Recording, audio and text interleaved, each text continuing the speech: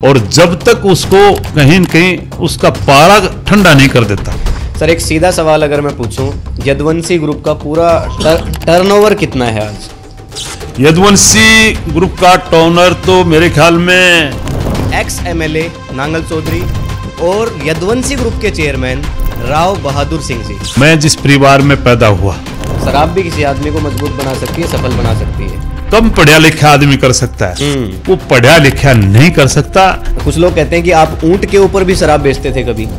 बिल्कुल, इसमें कोई दो राय नहीं, ऊंट की बात नहीं, मैं सिर पर धरकर भी शराब बेचता। ठीक।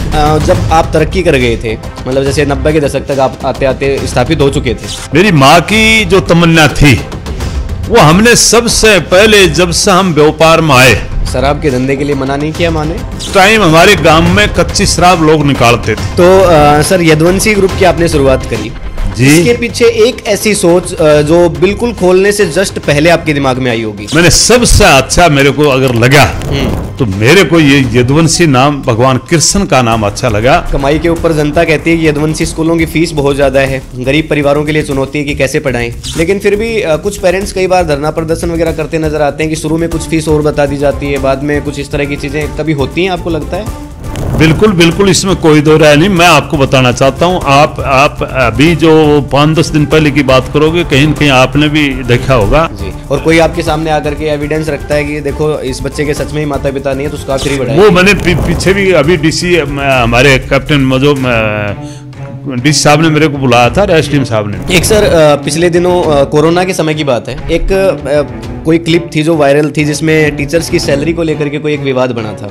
जिस प्रकार की परिस्थितियां रही वो मेरे एक के साथ में थी, सबके साथ में। सर जीवन में आप एक सफल शुरुआत करने के बाद में कभी डाउनफॉल का सामना आपने किया है? 87 में यही जमीन हमने 1,17,000 रुपए में सारी जमीन लेने का काम किया। एक और लोगों के मन में बड़ा सवाल आता है कि जब भी आप कोई नई संस्था खोलते हैं यदुवंशी, तो पूरा आप इंफ्रास्ट्रक्चर एक साथ खड़ा करते हैं, पूरा कैंपस एक साथ। चलिए आपके पास वो बैकअप भी अच्छा खासा है, अपने आप में व्यापार भी के, तो मैंने कंपटीशन भी खूब किया है। एमएलए बने पहली बार, खुशी हुई होगी, कैसा अनुभव था?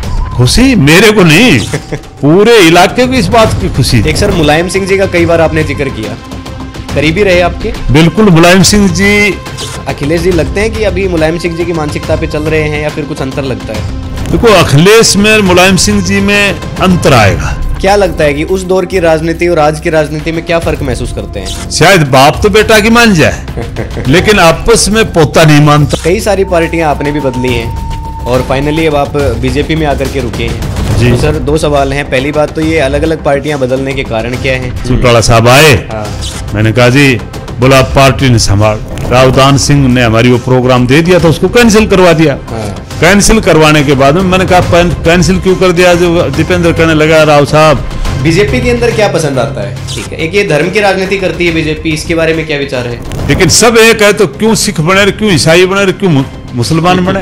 तो चुनाव तो आप लड़ेंगे नहीं कभी? मेरे ख्याल में मेरे को लड़ना भी नहीं चाहिए, क्योंकि मैं प्रधानमंत्री नरेंद्र मोदी तो 75 साल के हो गए हैं, और लेकिन राजनाथ सिंह ने कहा कि अभी तो 20 साल कोई वैकेंसी नहीं है पार्टी में। राहुल गांधी की जहां तक बात है, राहुल गांधी सोशल मीडिया पर जैसा कि अभी आपने बताया आरोप लगते हैं, और कभी ऐसा हुआ है एक आध बार कि विरोधियों को जवाब देना चाहा लेकिन अपने आप को रोक लिया हो? आपकी खुद की बात करूं तो किस विचारधारा से खुद को जोड़ के देखते हैं, धर्मनिरपेक्ष, राष्ट्रवादी या क्षत्रिय? कृष्ण भगवान ने दिमाग से लड़े थे, वो कब उसने कब गोली चलाई? सुदर्शन भी तो चलाते थे, डराते थे। सुदर्शन चक्कर तो हाथ में तो ये हिस्सा तो मैं भी रखता हूँ।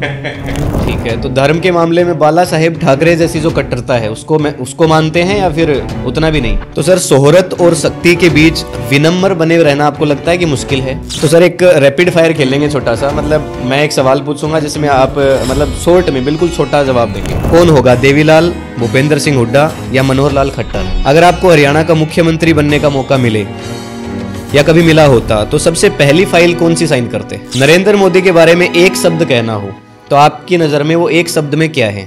राहुल गांधी आपकी राय में कौन है? वैसे तो आपने बता दिया है, पर कोई एक वर्ड उनके लिए बोलना हो?